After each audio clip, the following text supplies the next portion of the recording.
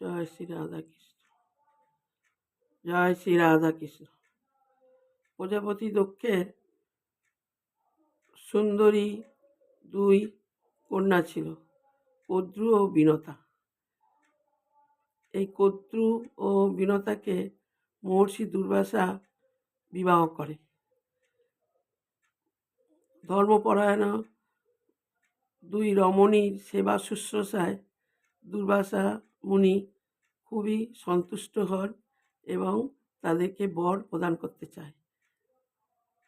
কদ্রু বর চাইলেন আমি যেন সহস্র নাগ পুত্র সন্তানের জননী হই। আর বিনতা বর চাইলেন আমি দুই পুত্রের যেন জননী হই, আর আমার দুই পুত্র যেন শ্রেষ্ঠ, স্বনামধন্য ও শক্তিশালী হয়।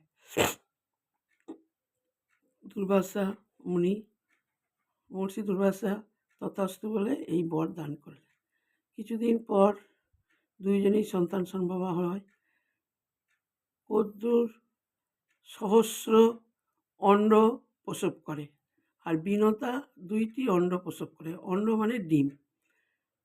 কদ্রুর ওই সহস্র অণ্ড থেকে সহস্র সন্তান জন্মগ্রহণ করে।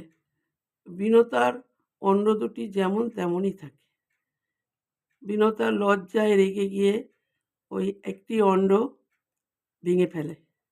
ভাঙার ফলে রুদ্রমূর্তি লাল রঙের তেজস্বী এক সন্তানের আবির্ভাব হয়।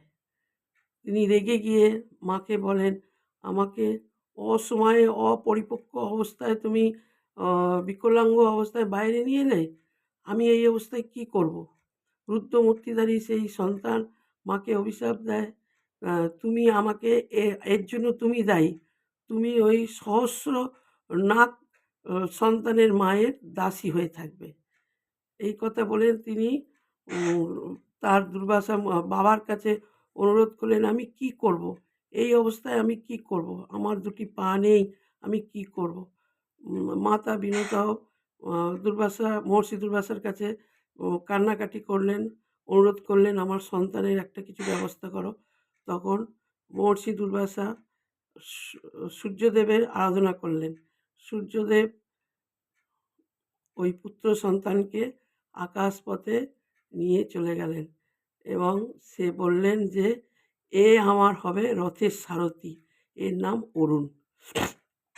যাবার সময় ওই অরুণদেব বলে গেলেন মাতা বিনতাকে, তুমি যদি প্রতীক্ষা করতে পারো, তুমি 500 বৎসরের দাসী হয়ে থাকবে।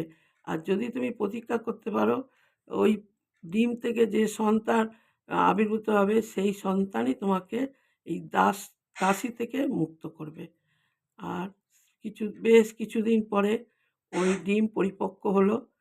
যে পরিপক্ক হওয়ার পর ওই ডিম থেকে 2 ডানা সমেত এক সুপুরুষের জন্ম হলো। সেই শক্তিশালী সুপুরুষের জন্ম হয়। সেই শক্তিশালী সুপুরুষই হচ্ছে গরুড়।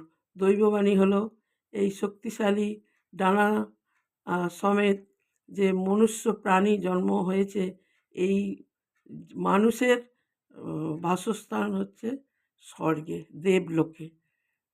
বিষ্ণুর বাহন হিসেবে দৈবলোকের বাসস্থান। এই বলে গরুড় আকাশপথে উড়ে গেল। এই গরুড়ই হচ্ছে বিষ্ণুর বাহন।